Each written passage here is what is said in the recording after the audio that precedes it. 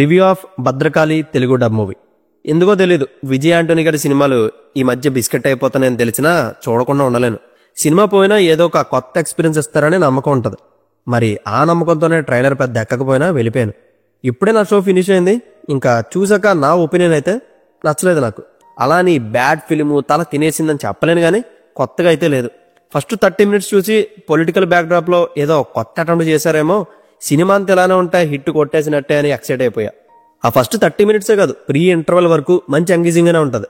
Protagonist character ఏం చేస్తున్నాడో అర్థం కాదు, కానీ గట్టిగానే ఏదో చేస్తున్నాడు అన్న హుక్ పాయింట్ మీద ఇంట్రెస్ట్ బిల్డ్ అయిపోద్ది.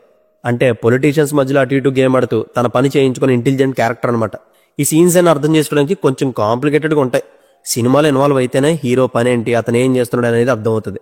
సో ఇలా ఒక కొత్త రైటింగ్తో ముందుకు వెళ్తున్న మూవీ ఒక్కసారిగా రివెంజ్ మోడ్లోకి షిఫ్ట్ అయిపోయి రాబిన్ హుడ్ క్యారెక్టర్ మాదిరి రొటీన్ అయిపోద్ది. అండ్ స్టోరీ కూడా పక్కా ప్రిడిక్టబుల్.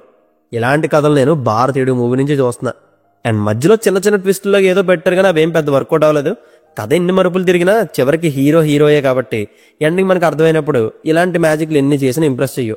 సింపుల్గా 1 word లో చెప్పాలంటే స్టోరీయే దీనికి బిగ్గెస్ట్ డ్రాబ్యాక్. దానికి తోడు ఒక లవ్ స్టోరీ కూడా పెట్టారు, అది ఇంకా బోర్ కొట్టింది. కానీ పర్లేదులే, మరీ ప్రొలాంగ్ అయితే చేయలేదు. అండ్ ఇంక ఇందులో మెచ్చుకోవాల్సిన విషయం ఏంటంటే ఈ సీన్స్ని కావాల్సినప్పుడల్లా ఎలివేట్ చేయడానికి బ్యాక్గ్రౌండ్ స్కోర్ చాలా ప్లస్ అయింది. మ్యూజిక్ డైరెక్టర్ ఎవరని చూస్తే తెలిసింది ప్రొడ్యూసర్తో పాటు మ్యూజిక్ కూడా విజయ్ ఆంటోనీ గారే అని. ఈ పొలిటికల్ థీమ్కి తగ్గట్టు ఓఎస్టీస్ చాలా బాగా వాడారు ఆయన. అండ్ తెలుగు డైలాగ్స్ బాగున్నాయి, తెలుగులో సాంగ్స్ కూడా బాగానే ఉన్నాయి. టెక్నికల్గా అయితే పెద్ద ఇష్యూస్ ఏం కనిపించలేదు. ప్రాబ్లం అంతా చెప్పానుగా రైటింగ్లోనే. మూవీ స్టార్టింగ్లో టాప్లో ఉన్న గ్రాఫ్ సినిమా ఫినిష్ అయ్యేటప్పటికి పడిపోతానే వచ్చింది, కానీ ఎక్కడా లేవదు. ఈవెన్ మెయిన్ క్యారెక్టర్స్ ఒక 5-6 people ఉంటారు, బట్ ఎవరి రోల్ కూడా ఇంపాక్ట్ ఉండదు. బేసిక్గా ఇలాంటి పొలిటికల్ బ్యాక్డ్రాప్లో పవర్ఫుల్ క్యారెక్టర్స్ బిల్డ్ చేయాలి, అప్పుడే కిక్ ఇస్తుంది. కానీ ఇందులో అది 0. ఇంకా పర్ఫార్మెన్స్ గురించి మాట్లాడేంత స్కోప్ ఏం కనిపించలేదు. అందరూ జస్ట్ సెటిల్డ్ యాక్టింగ్ అంతే. సో చూడాలనుకుంటే చూడండి, యాజ్ యువర్ విష్. అడల్ట్ కంటెంటే ఉండదు. అండ్ ఈ మూవీకి నేను ఇస్తున్న rating 2.25 out of 5. See you in the next video.